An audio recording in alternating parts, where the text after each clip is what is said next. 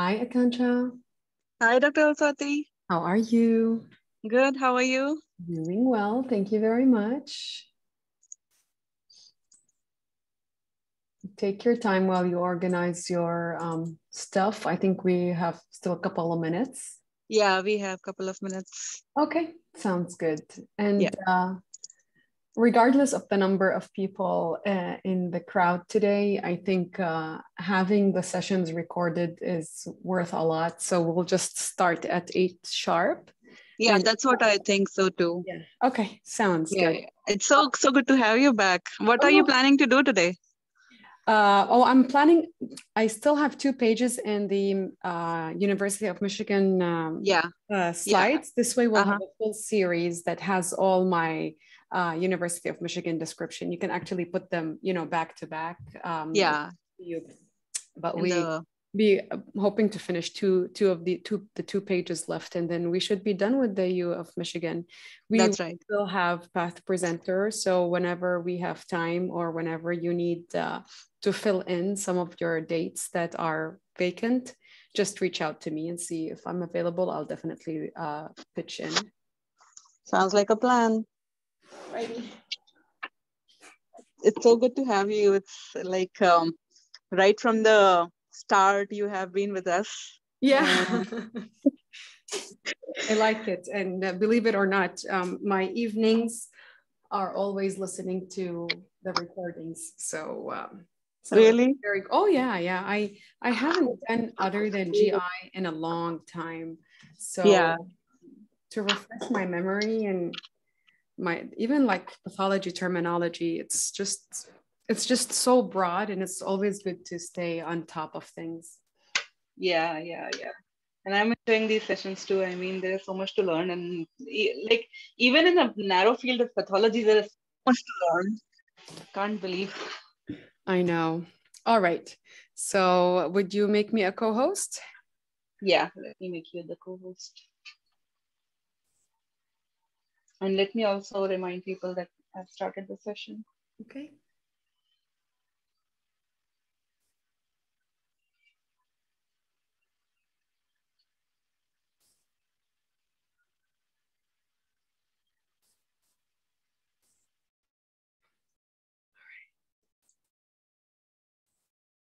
Okay, so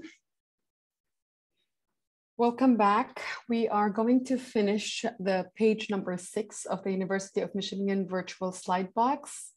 Again, I am only focused on the GI origins. I'm excluding pancreas and livers. So we'll start with the first one on page 6. That's adenocarcinoma of the ampulla. So we'll go and we'll find in this one that we have plenty of small fragments scattered everywhere on our slides, which to me, I can call this friability. Maybe the tissue is very friable and it gets cuts and detached. So looking higher power, there are lots of villi, duodenal villi. And then closer, I see that this is definitely atypical epithelium. There's pseudostratification reaching all the way to the top. And then, of course, we have a nice dot sign, and voila, we have, this is full-blown adenocarcinoma. You can see the surface here. So it's including the surface, and it's involving the entire lumen of those ampullas. I'm sorry, of those villi. So this is full-blown adenocarcinoma. Let's see all the other areas that he dotted. I mean, you can tell this is a normal entrapped gland, and these are all malignant proliferation. Again, even here, you can see that this is involving an intact villi. Look, the top is normal, and the tumor is going all the way inside. So it is definitely beyond the scope of the lamina propria. So we are beyond the word intramucosal carcinoma. It's invading into the muscularis. And this whole gray hue around these glands is desmoplastic reaction. And this is a nice vessel. and there's tumor right by it, right and left. So I'm gonna call this invasive adenocarcinoma. Of course, the location was duodenum, so it's ampullary, preampullary or ampullary lesion. Next is Brunner gland nodule. So I don't want you to be worried about the word Brunner gland nodule, because Brunner gland nodule versus Brunner gland adenoma versus Brunner gland hyperplasia, these three names can be used all together. Some people will call it this way, some people will call it that way, some people will tell you no based on size. There is no set criteria, but I don't usually use the word nodule. I usually use hyperplasia if my nodule is scattered like that. But if it's a nice rounded, I'll call it adenoma. So I don't know. I just use them interchangeably. It's not a set stone. So this is the Brunner gland. And it is just like the Brunner glands that we always see, and it has a duct and a lot of Brunner glands around it, and it has a beautiful stalk in the middle here with the transecting muscularis coming through, but it is just enlarged. So this is what we call Brunner gland nodule, Brunner gland hyperplasia. This is not cancer, it's all benign. There is another entity very similar to Brunner gland, which I always keep an eye on it. It's called cystic duodenum with cystic changes, or Brunner gland with cystically dilated vessels. And it's just a lot of big cystic changes, cysts. Some of them are pretty much lymphatic. And sometimes the doctor will tell you, I cut through it and there was lots of white pus coming out, or white material comes out. So it makes you think something like this. It makes you think like lymphangiectasia. However, of course, this is a Brunner gland adenoma or Brunner gland nodule or hyperplasia. I want you to keep an eye on this area here. See how you have the nice surface, which is basically the duodenal surface here. And then you have a little bit of, what do you call it, spaces with histiocytes. Keep in mind, you don't want to miss Whipple's disease. So I don't think those are foamy histiocytes, but it's a good idea to do PIS on this one, make sure that we're not missing a Whipple's disease. However, the other thing I want to mention is that area here on low power, you see how there's like almost like duct epithelium, very small columnar epithelium lining it. It reminds me of an ampullary area. So this could be an ampullary pathus, maybe that ampullary site where the ampulla of Vater crosses. Okay. Lots of histology before we know our pathology, basically. All right, next is eosinophilic gastroenteritis. Okay, so, okay, now I understand. So they have both the small bowel mucosa and a stomach. That's why they called it gastroenteritis. Otherwise, I'll call it gastritis or enteritis. But we have tissue from both organs. Stomach, of course, and this is an oxyntic gland, which is a body type gastric mucosa. And then if you look on high power, you see that it's expanded with a lot of granular eosinophils all over the place. The number is quite striking. So just by looking on low power, I am very concerned about eosinophilic gastritis. I will only ever call eosinophilic gastritis if I see mucosa, if I see muscularis mucosae. And within the muscularis mucosae, I have to see eosinophils. Otherwise, I'll call it eosinophilic rich gastritis, okay? Because to define eosinophilic gastritis, you have to have the insulting eosinophils creeping into the muscularis. And I don't have that in this section. So let me see if the other section has it. I don't see any muscularis here. Let's see the last one here. I don't see muscularis, but you get the point, right? We need to see the EOs.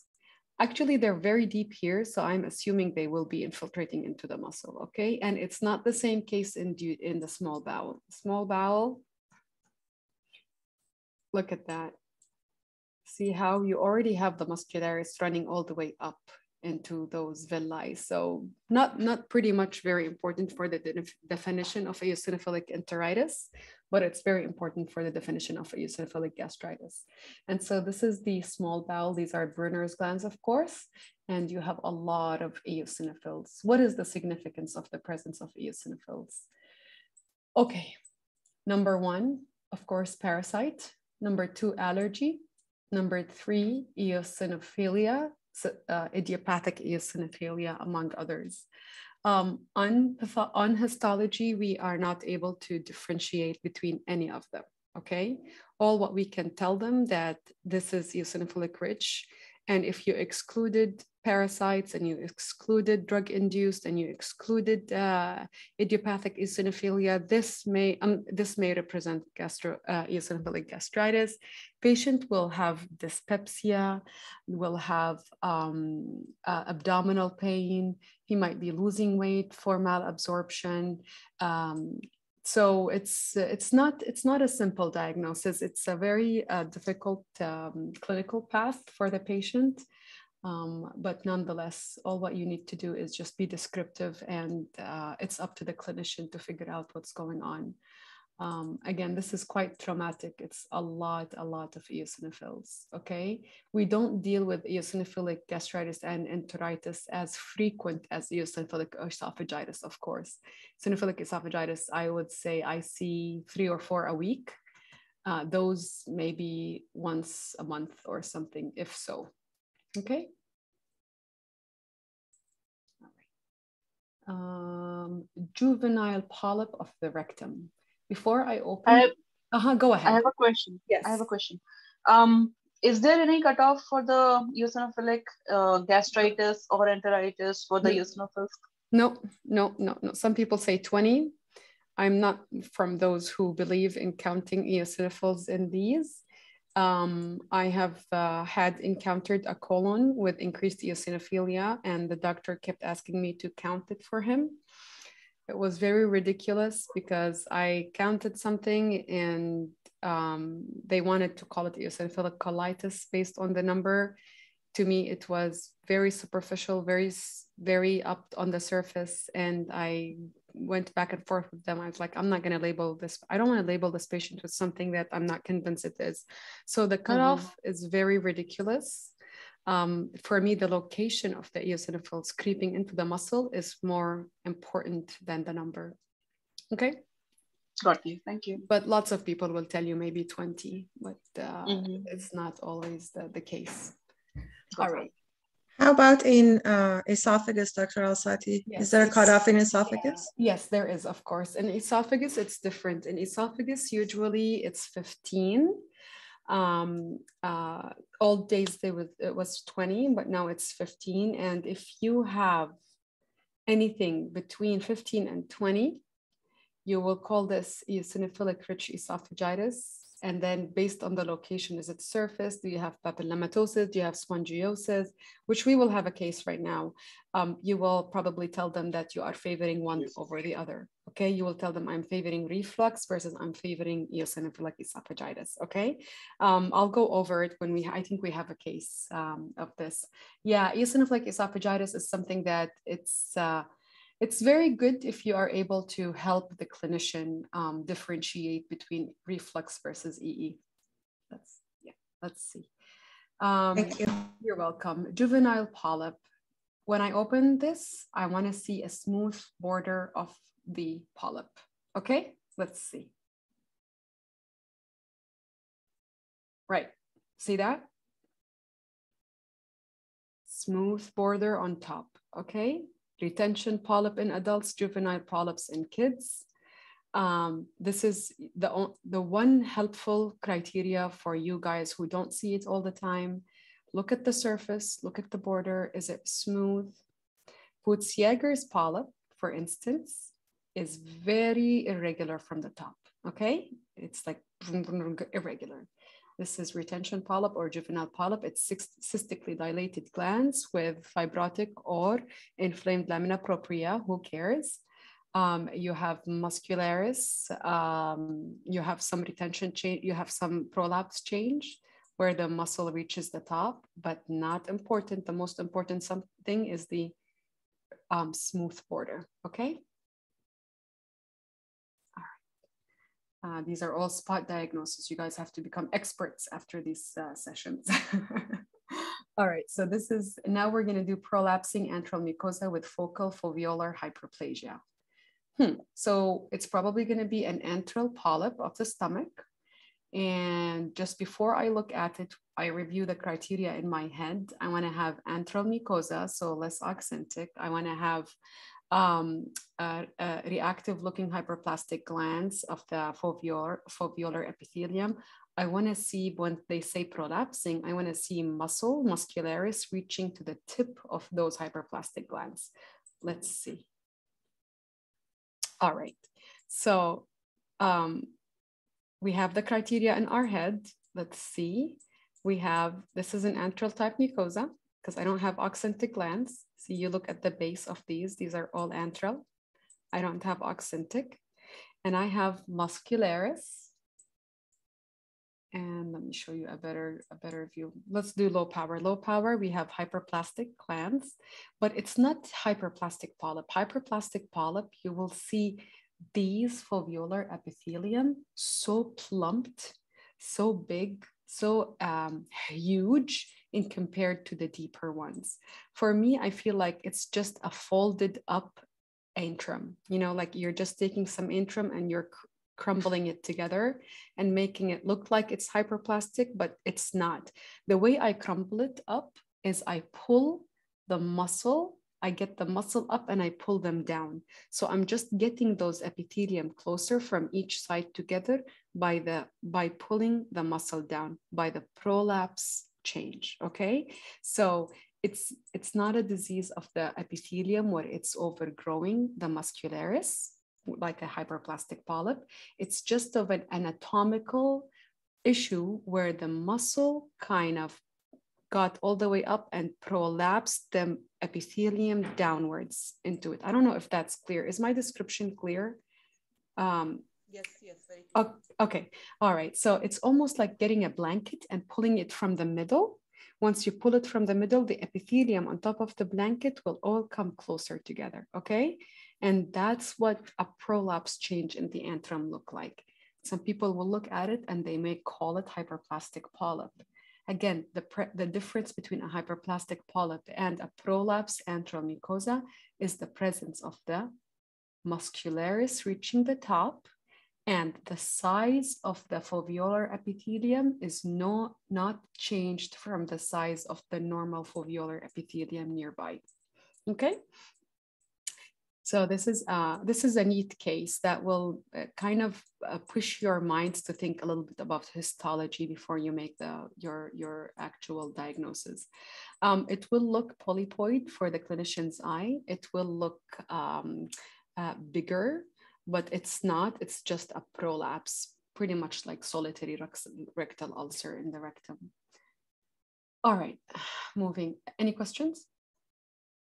This one also, maybe you can have chemical changes in it. Maybe you'll, some people, maybe even me, I might call this that there might be some chemical gastropathy or reactive gastropathy. But again, I don't want to label the patient with something while it could be just a histology artifact or a prolapse artifact.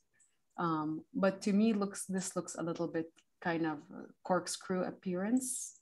See that? Corkscrewing, like chemical changes. And but when I follow it, I see like my muscle is reaching the top again. There's so much the muscle can do in GI. So always keep an eye on your muscles. Okay. All right. Mucosal adenoma. This is MALT. Okay. Mucosal associated lymphoid tissue. CAG, chronic active gastritis, probably. I think so. Let's see.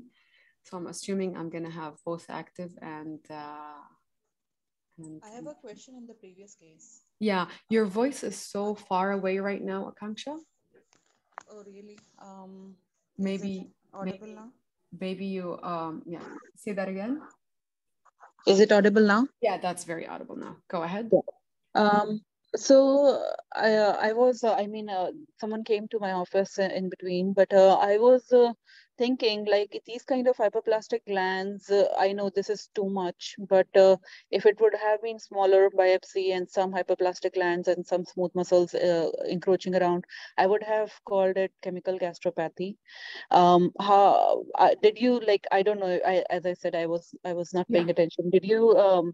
Can you repeat if you said the difference between chemical gastropathy versus prolapse? Yes. Yes, absolutely, absolutely. So chemical gastropathy, number one, will not form a polyp.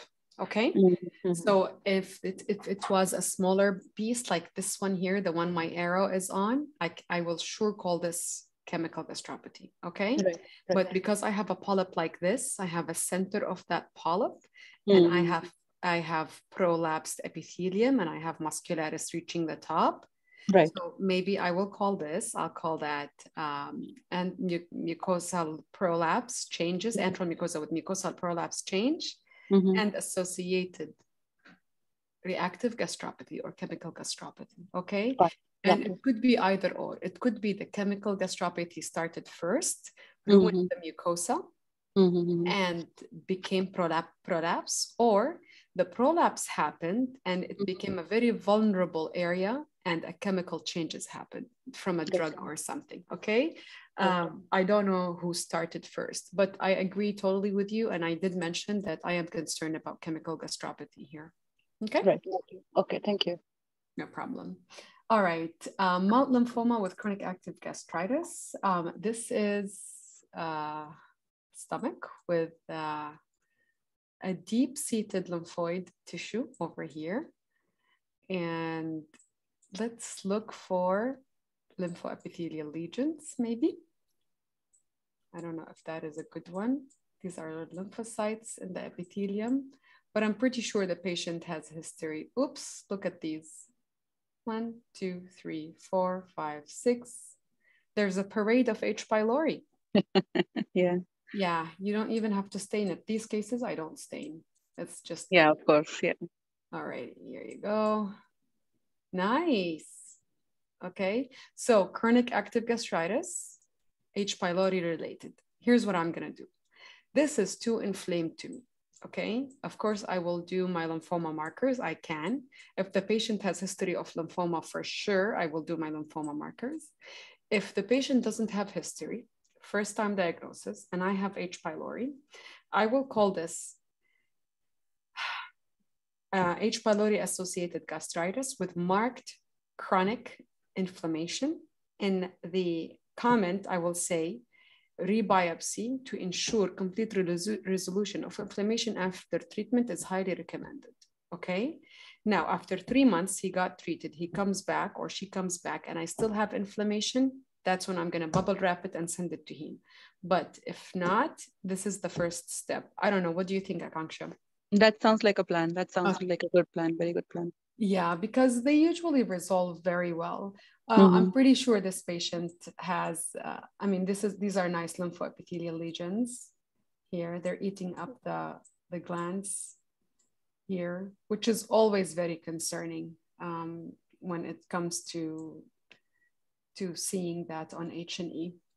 Okay. Yeah, this one is like more dramatic. It has more, much more lymphoid infiltrate than you would think in H. pylori. Yeah. But, Yes. but yeah, I mean, no harm in working it up. No harm in saying that follow up, and then let's see what happens. Yeah. Yeah. Agree. All right. Next is microcystic adenoma pancreas. Okay. Crypto. Okay. Crypto. Come on in. Thank you. Okay. Yeah. Okay. Thank you. Actually, can you give it to Maha? She has. Okay. Thank you very much. All right. This is, where are we now? We are, okay, crypto. So colon. Okay. So we have a colon on low power. What do we see? We see a little disturbance here It's not as chronic yet, but I do have disturbed colonic mucosa, maybe some crypt architectural distortion. Let's see if we have activity. Yes, we have active colitis, have apoptotic bodies, definitely. Oh my God, isn't that so beautiful? Look, 1, 2, 3, 4, 5, 6, all of these round yeasts all over the place. These are the crypto. Let me tell you what I remember about crypto. The other differential for crypto, see them how they're carpeting the luminal side of the mucosa. The other differential of the crypto is microsporidium and cyclosporidium or cyclospora. I remember that cryptococcus has to be smaller than the nucleus. Cyclo is the same size of this nucleus, and microsporidium is to be inside the nucleus. Oh my gosh, correct me if I'm wrong, but this is what I remember. I always have to open and look into my bug books to figure it out. But yeah, so when you see this, this is definitely crypto. I'm assuming crypto is usually, you know, we don't usually get it because it's very self-limited. Within like 3 weeks, the patient will be fine unless he is immunocompromised. Once he's immunocompromised, you'll have persistent infection and the patient will keep getting that. But yeah, that's a nice case. Well, I haven't seen it in a very long time. Probably had a couple of cases during my fellowship, but that's it. Cool, huh? Okay. So of course you would do a GMS stain to highlight them even more. All right, herpetic esophagitis. So the 3 M's, margination, multinucleation, and molding are the ones that we look for. This is a normal looking appearing esophagus here, right? And then you have an ulcer base, this one, and always look into the epithelium. Okay, you don't look for a herpes in the exudate. You want to look at the epithelium, which is here. So this is a nice margination. You see the chromatin is marginating all the way to the edge. Glassy appearance. Look at that. You almost have a transparent inside and a rim of chromatin on the side. Herpes virus usually like to eat from the nucleotides. So that's why it will start eating up the inside and pushing the rest of the chromatin or the remnant of what it didn't eat to the side. That's why we call it margination of chromatin. They all go to the sides while the herpes is eating the inside from the nutrients from the nucleus. That's how it survives. Again, yeah, so that's a beautiful herpes. Let me see if we can, let's train our eye and see different foci without a dot.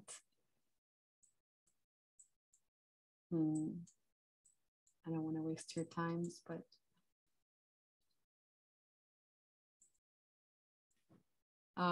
yeah, he probably got the best areas there. What other stains would I will do on this case? I would definitely do a GMS or a PIS stain to rule fungus. And I will also do a CMV. I always throw a CMV here and there just to make sure none of these are CMV positive, like this one, for instance, or this one, okay? Alrighty, so moving on. Any questions before I move on? Okay, this worries me for CMV. Okay. Moving on, giardia. Now, we saw giardia before, so we're gonna go quickly on it. Duodenum that looks normal. I will highlight and underscores the word normal. It looks normal. There's nothing else in my duodenum that bothers me. But for some reason, you have a lot of leaf-like droppings in the spaces, those are all giardia. See this one here, this one, this one, this one. For those who are taking the boards, this is a board question. They will show you that on the glass slide exam. Honestly, it's a tricky one. I remember we had one giardia and I had one signet ring cell carcinoma in my glass slide exam for sure. And the signet ring cell carcinoma had H. pylori. So they want you to go and call it H. pylori while there was signet ring on the side. Anyway, so this is it. So this is giardia. And cystic fibrosis, chronic active gastritis with helmania. Any of you here have seen helmania infection? Yes. Okay. All right. I mean, that was not my case. It was just a case that was going around in our residency because it was a school case. Okay. So let me, did I show it to you last time? I'm not sure if I did. I think helmania we haven't seen in our sessions. Okay. So let me, I'm going to connect my, my scope really quick to just share with you a nice case. I've seen one too of Helicobacter helmanae. Yeah. That's good.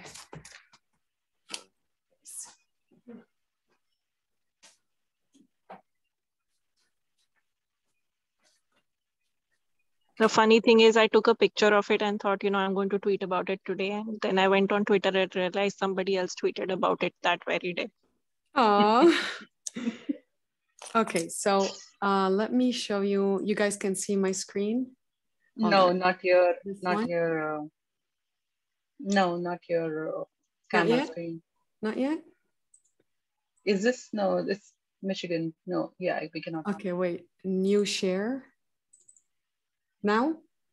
Yeah, now we can. Okay, all right. So bear with me.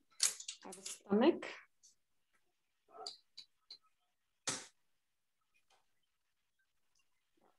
We'll figure this out. Just 1 second.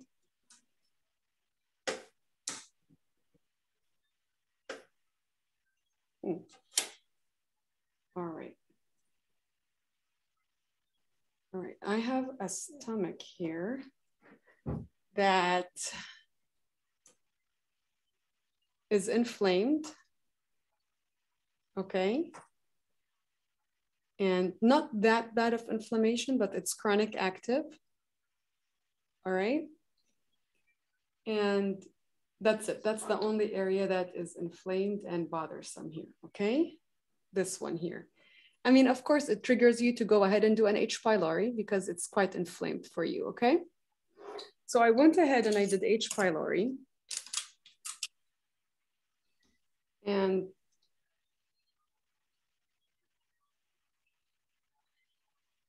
this is the area here of inflammation. And my H. pylori is so empty. It is so empty. I looked for a good 10 minutes, except for that focus. See it? Mm-hmm. And this is the only bug I found. And let's see if I can go higher.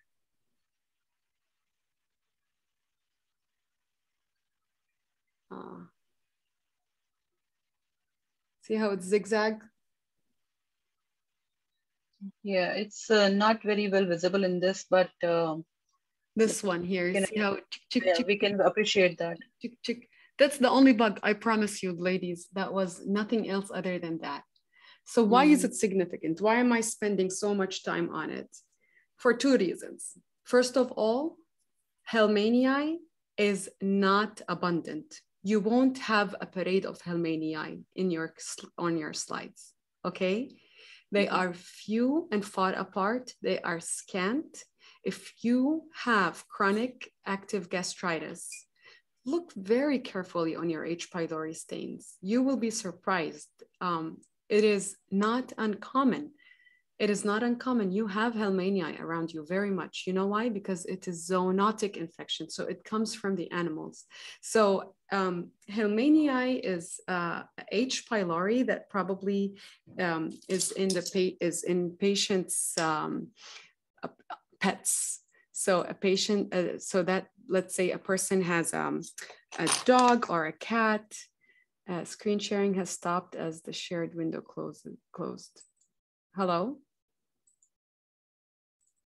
Akanksha? Yeah, you're still connected. I'm still connected. Okay. So what I meant to say is you will have, you wanna mention that there is H. helmanii, because if the doctor told the patient that he's carrying a helmanii, those patients should go tell their vets that they might need to treat their dogs or cats. Otherwise, they will keep carriers and they'll keep getting that disease, okay? So that's the most significant part of this. Now, what is triggering us in this case? Huge lymphoid aggregates right here. And there's nice polarization. I'm not worried about lymphomas here. However, it's marked chronic inflammation, right? Have a little nice dot sign. There was also polarization. I remember when we were doing our book, I like struggled a lot to find a nice polarization in the juvenile centers for a normal lymph node. Oh, yeah. See, this is a beautiful one, though. Yeah. Yeah. Okay, but let's find the bugs. So he didn't put an H. pylori and an immunostain here. So I'm assuming there will be a lot, or at least we will see them with our naked eyes. They have dots, no? They have dots, yeah. Let me see that. I thought I was looking around the dot. Okay. Yeah. This guy. Let me see if there's even better spots.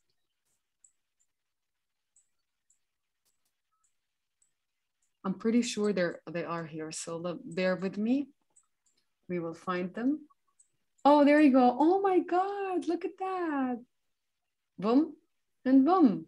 See that? Yeah. Nice. This is a nice one. It's a nice collection, actually.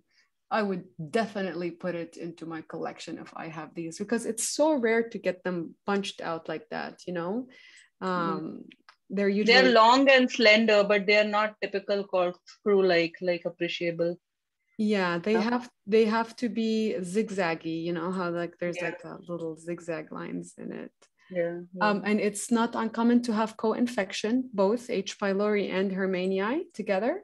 So when you see it, of course, you mention the H. pylori, because treating the H. pylori will get rid of the hermanii for sure. So it's not a big deal. Okay. So if there is just a helmania infection, what kind of symptoms the patients will get? Just similar, identical. And he will have urease positive, and it will be a very, there's no way to differentiate other than microscopically to see that this is it short, seagull shaped, or is it a zigzag elongated one? All right. I have a question. Of course. Do you report it as like a H. pylori, H. helmania specifically in your report then? Of course. Okay. Yes, I do. Thank you. Next is this one, and they call it metastatic globular carcinoma. Definitely expanded, definitely involved by some sort of disease. I mean, this is a very bad, ugly tumor. I'll do a keratin, synapto, chromo. I'll do the whole shenanigan. And these are normal, hopefully. I don't know if these are normal. Yeah, I think these are just entrapped normal gastric epithelium. But what is your stain of, what stain would you choose to rule out breast versus non-breast? my collection, in my view, I will do a keratin, I'll do a GATA3, and I'll do a CDX2, okay? Keratin will be positive in both breast and stomach. GATA3 will be positive in my breast and negative in my stomach. And CDX2 will be positive in my stomach, carcinoma, not the stomach epithelium, and negative in my breast, okay? So this is a nice panel. It is always helpful. I actually had one yesterday, a signet ring cell carcinoma, and it's a beautiful case of which I had to do both 3 markers to make sure it's not metastatic lobular, and it was negative for GATA. Let's see what stain does he have here, because I thought he has 2 stains. Oh, he had a keratin. So he just want to tell you that, you know, be aware that there is lots of tumor cells infiltrating, but again, this is not enough to tell you that it is a breast origin. So keep in mind that if you want to differentiate more, you have to do more specific markers, okay? Maybe the patient has history of breast, so you don't need to do any more staining. Maybe she just comes back all the time. I have a case, 5 years now, we're getting her biopsies of metastatic lobular cancer. Seems like metastatic lobular cancer goes not very uncommonly in the stomach, because I also saw a case of lobular carcinoma in the stomach. Stomach, colon, less common in the small bowel and esophagus, but definitely stomach and colon is somewhere that the breast cancer goes to in terms of GI metastasis. Okay. Right. All right. Hyperplastic. And if you have to rule out the signet ring versus lobular, I mean, of course, GATA3 will help you, but is there, for signet ring, what markers can you do? CDX2. Okay. CDX2 is positive in your signet rings and negative in your normal gastric epithelium, by the way. Okay. I completely zoomed out there. Yeah. Okay, zoned out. Yeah. Okay, perfect. But this is a very good stain. Always keep that in mind. All right. They're calling this hyperplastic polyp. Simple, very simple, very simple. If it was a good teaching slide, I would like to see the muscularis, and I want to see that the bottom of these glands are narrower than the tip. Nonetheless, this looks like a nice hyperplastic polyp. Again, the pathology in the hyperplastic polyp is that the epithelium grows faster than the basement membrane.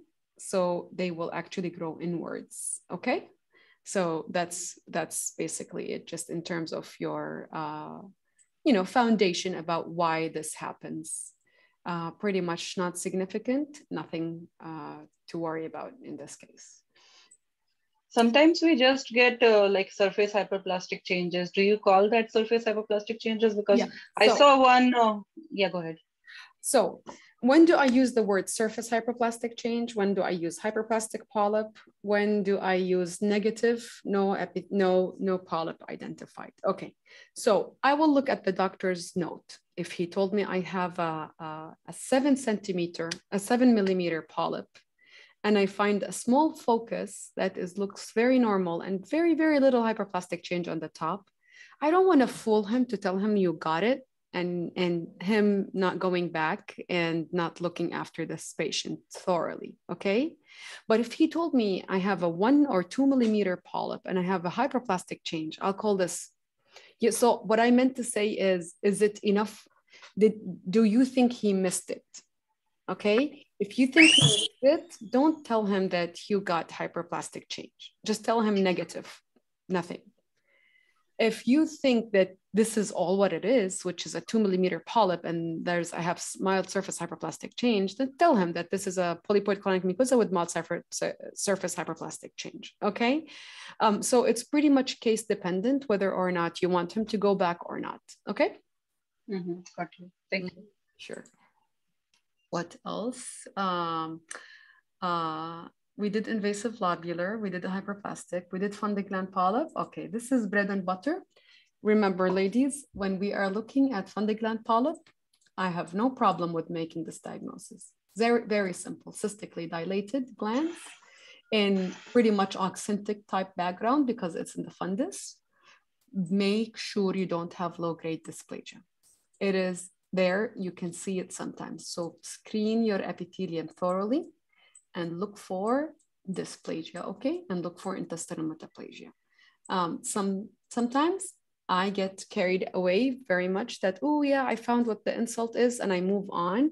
And then I boom, remember that I have to put my slide back on the scope and make sure that I did not, I did not miss. Make sure that I looked for IM, I looked for signet ring cells, and I looked for low-grade dysplasia, okay? And the way that triggers you is look on low power. Do you see areas that are darker than other areas? Yeah, maybe here. I'll take a quick look here. Yeah, no, nothing to worry about, okay?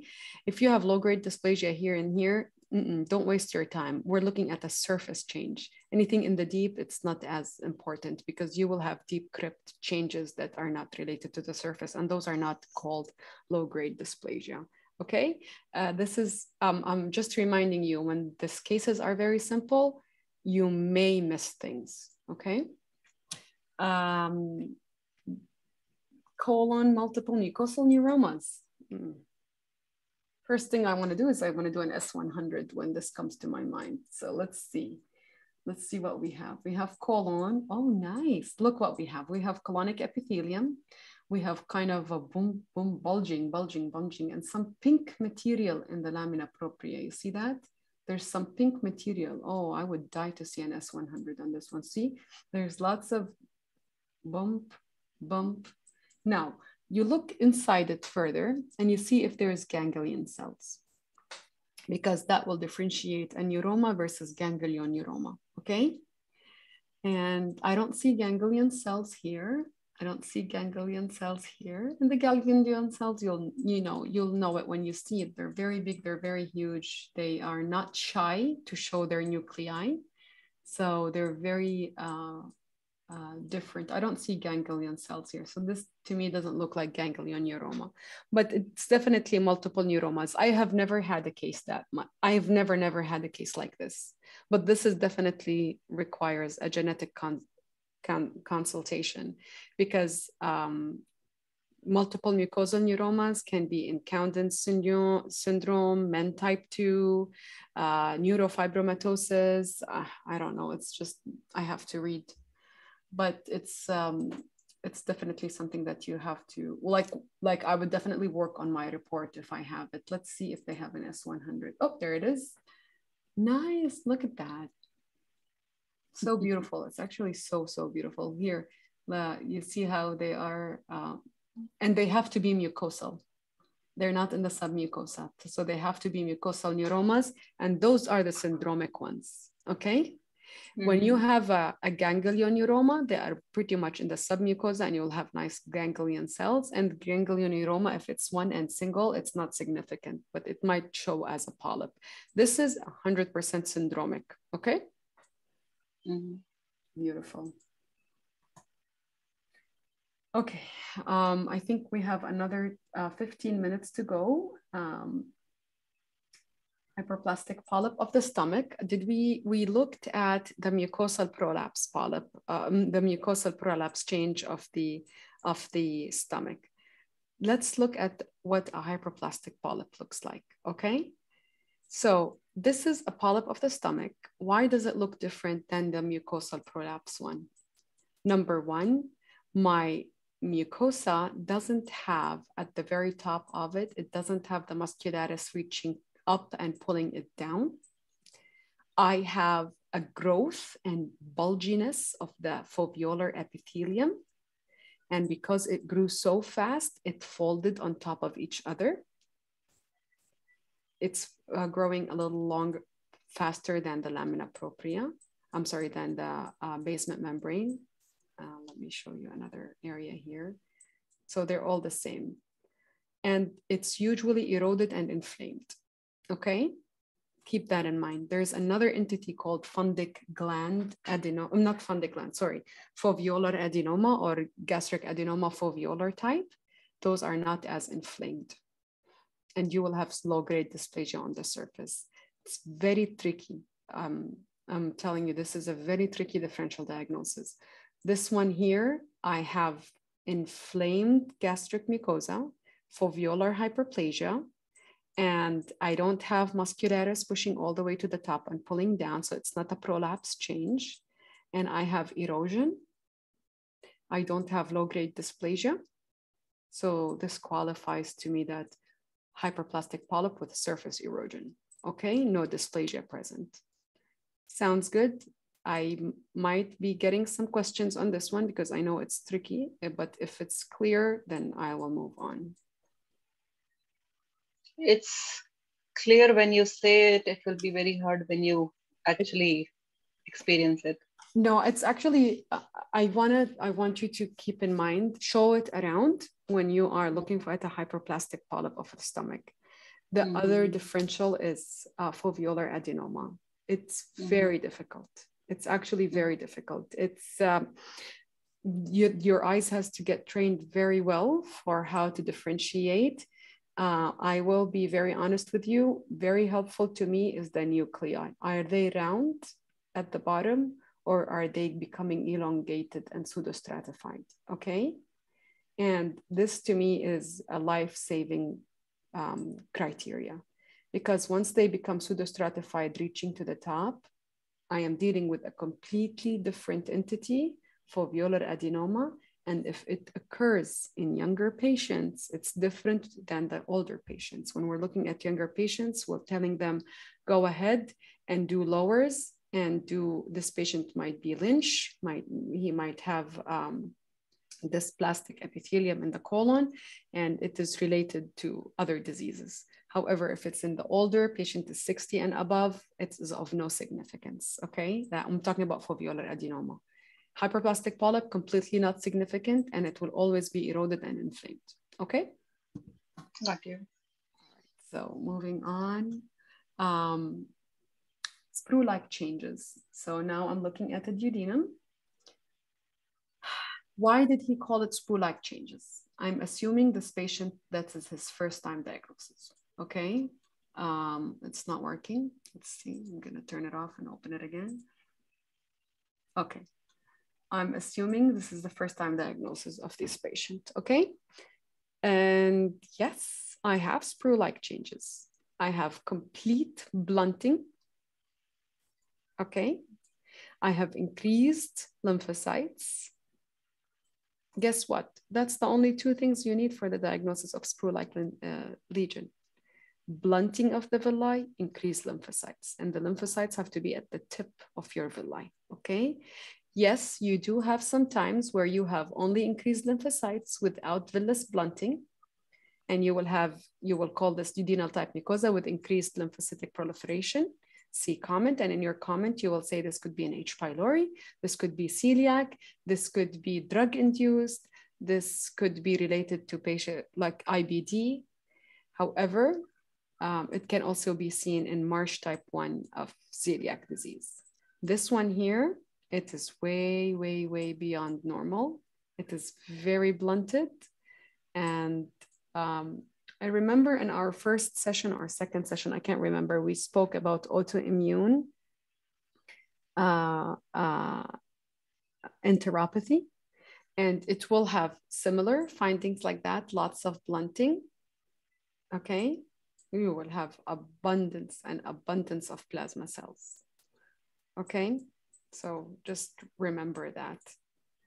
So it's, yeah, it's a tricky diagnosis, but it's very simple. This one you will call, this is a very simple way to sign it out. You'll say duodenal type mucosa with sprue-like changes, see comment. In the comment section, say the blunting and the amount of intraepithelial lymphocytes are seen in celiac disease in the appropriate clinical settings. Recommend serological correlation, okay, because they have to do the serologies, if not done yet, okay? Now, other differential, you have to say, is autoimmune enteropathy, and you have to also mention that Helicobacter pylori organisms. So say among others, comma, less likely, okay? Because you don't want the doctor to be all over the place. I want him, first of all, to rule out celiac, then to move on to other differentials. Okay. All right. So this is. Sorry, Dr. Alsaati. So in histology, so there is no way that we can distinguish or differentiate between this and celiac? In histology between this and celiac? Yeah. Are they both the same? This is sprue-like changes. Okay, so it is the same. This is the same thing. Yeah, this is celiac disease, basically. Okay. Okay. Yeah, this is celiac disease, but you are telling the doctor that it is like celiac-like changes because you don't have the serology of the patient. Okay. So you're telling the doctor, yes, you have blunted villi on endoscopy. I do have blunted villi on histology. I do have increased interepithelial lymphocytes. The patient has diarrhea. The patient is gluten intolerant. Did you do serology? Yes, I did serology and he's positive. Then this is basically celiac disease. Done deal. Okay. Thank you. But if I don't have all this information, I'm just going to call it sprue-like. I have to call it is like, because the diagnosis of celiac is diagnosis of everything, not just my histology. Okay. Got it. Thank you. No problem. All right. Long prong disease. No, hold on. Collagenous colitis. Let's do collagenous colitis. What was that long prong? I don't know, but I'm curious to go there and see what it is. Okay, this is trichrome scale. Okay, I don't think they have the H&E on it, but not a problem because trichrome can tell us a lot about what the H&E will look like. This is colonic mucosa, and for collagenous colitis, collagenous and lymphocytic colitis are both under the umbrella of microscopic colitis. Okay, they are treated the same. You don't have a problem with giving the patient a diagnosis of this versus that, of course, other than you don't look good if you called it collagenous and it was lymphocytic, because under the histology they look different. Okay, collagenous is thickened or expanded collagen band, and it has to wrap around vessels. Okay, just remember that if it doesn't wrap and it push it down, then this is not expanded. It's just a tangential cut of your collagen band. Okay, so this is very beautiful here. It's very expanded. Again, as I mentioned, you'll have the vessels embedded in the middle. You will still also have lymphocytic infiltration of the epithelium. 1, 2, 3, 4, 5, 6. You will still have signs just like lymphocytic colitis. So keep an eye on your epithelium. If you have both, you'll call it collagenous. If you have only lymphocytic, you will call it lymphocytic. If you have only collagenous, you'll call it collagenous. But if you have both, go with collagenous, because collagenous by definition is both a collagen band and increased intraepithelial lymphocytes. Okay, keep that in mind. Where is the best area to diagnose microscopic colitis? I did say that before, and it has to be your transverse colon. Okay, your right colon usually have thickened collagen band, and your left colon is an area for diverticular disease. And both the diverticular disease or the hyperplastic changes in the left will cause thickened collagen bands. So your perfect area is the transverse. Moving on. I have a quick question on this one. Of course. If you encounter just a collagen band thickening and no inflammation, how would you deal with that kind of case? Yes, it is still collagenous colitis. What would I say? I would say colonic mucosa with thickened collagen bands. Okay. And of course, if you're seeing thickened collagen band, confirm it with trichrome, because usually it's inflamed. It's not inflamed as an active, inflamed as an denuded surface mucosa. It will be a little bit denuded. So you will call this a colonic mucosa with thickening of the subepithelial collagen band. See comment in the comment section. This is, let's say the biopsy is from a transverse colon, and the findings, if associated with chronic loose diarrhea, may be diagnosed as collagenous colitis, clinical correlation is recommended. So I am telling the clinician that I have some findings. Please correlate with the signs of the patient. If he has any chronic loose diarrhea, then you might be looking at collagenous. So sometimes you are the one who is directing the clinician to look for signs. Okay. Yeah. So that's what I would do.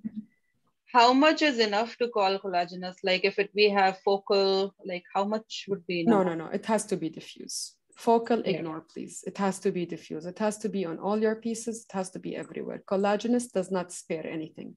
Okay? Right. Okay. Chronic atrophic gastritis with H. pylori, really quick, CAG. It's very atrophic.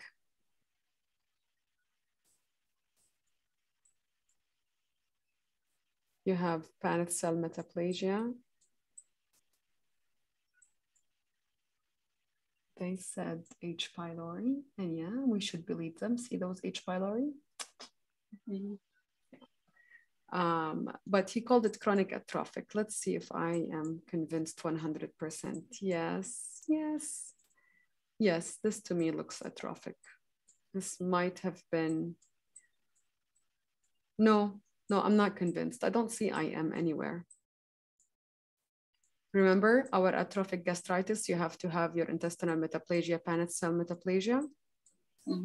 Yeah, I don't see it. This case, if he called it a body, I'm gonna go ahead and do immunostains for gastrin and chromogranin or synaptophysin and decide. I'm not gonna waste my time on this one. I think we covered good amount of chronic atrophic gastritis together. Okay. Yeah, we did. Long prong disease.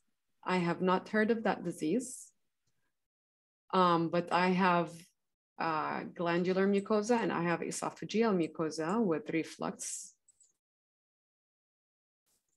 I don't know what long prong disease. I think it might be a typo. Now let's see. Let's make use of what we have. We have an esophagus with, here, I'm gonna now tell you the areas, the way, like the checklist in your head to diagnose reflux, papillomatosis, okay, spongiosis, and basal cell hyperplasia. Lymphocytosis, 1, 2, 3 lymphocytes. And pretty much you have reflux. Okay, again, papillomatosis, basal cell hyperplasia, spongiosis, and lymphocytes. 1, 2, 3, 4, 5, 6. Okay. I hope this was helpful, everyone. I am looking forward for our next session. So we finished all the way, maybe midway through our page 6. We have eosinophilic rich esophagitis. And I know at the very beginning of our session, we spoke about EE. I feel bad to move on without knowing how EE looks like. And so this is my eosinophilic esophagitis. This is the base of the esophagus. This is my surface, and you have eosinophilic degranulation, sometimes here, and you have eosinophilic infiltrate at the surface, all the way to the deep. This one you have to count because some clinicians want you to count. Over here, you have greater than 100. And when you are coming to diagnose eosinophilic esophagitis, I always add a comment. I don't just mention eosinophilic esophagitis as a diagnostic line. I will always call it eosinophilic rich esophagitis, see comment. And in my comment, I'll say greater than 100. And I will say the aggregates are both surface, midway, and deep, which favors eosinophilic esophagitis as well as the clinical impression of linear furrows on endoscopy. However, if patient only has it at the base, if the top of the esophagus is spared, severe reflux can also show that, okay? Like if you have patients with a lot of reflux, it can also have the same thing, especially if this tip of the esophagus, the top is negative. So I like to throw a reflux differential at the very, very, very bottom of my diagnosis. And then I will say, although less likely. Okay. So I will always throw it there just in case I'm not surprised that the patient got treated with reflux drugs and he was completely normal after that. Okay. However, if the patient has multiple biopsies, we've been biopsying him for like the past 5-6 years, all of them are just eosinophilic counts greater than 100, then I will top line it as eosinophilic rich esophagitis consistent with patient's known history of EE. Okay, I hope this was helpful. I know somebody asked about the number of EEs. The location, again, if it's deeper, I favor it to be EE. If it's very, very superficial on the top, I favor it to be reflux. But this amount, oh yeah, just remember, EE will have very similar to reflux. They will have spongiosis, basal cell hyperplasia, and papillomatosis, okay? So keep in mind that on histology, it's something that they might be two mimickers to each other, okay? If I have only 15 eosinophils and they're very much on the top, I will call this, and I have a lot of basal cell hyperplasia and spongiosis, I'll give a differential and I say I cannot tell the difference because the number of eos is not too much, okay? All right. Do you mention submucous fibrosis? Sorry, not submucous, lamina propria fibrosis in these if you see? I don't mention it in my diagnostic lines or in my comments, but it's definitely something I look at for my own eyes to favor EE versus reflux. Got it. Yeah. Thank you. No problem. Okay, Akanksha. Thank you very much, Dr. Alsaati. That was a wonderful, wonderful session as usual. Oh, thank you. We will meet again. We will discuss more cases. I'm looking forward to the rest of this. And then that's it. Have a good one, everybody. By the time you finish all your sessions, we'll be pros in GI, huh? Oh, yes. That's the plan. All right. All right. Thank you. Take care, everyone. Take care. Bye-bye. Thank you. Yeah. Bye-bye.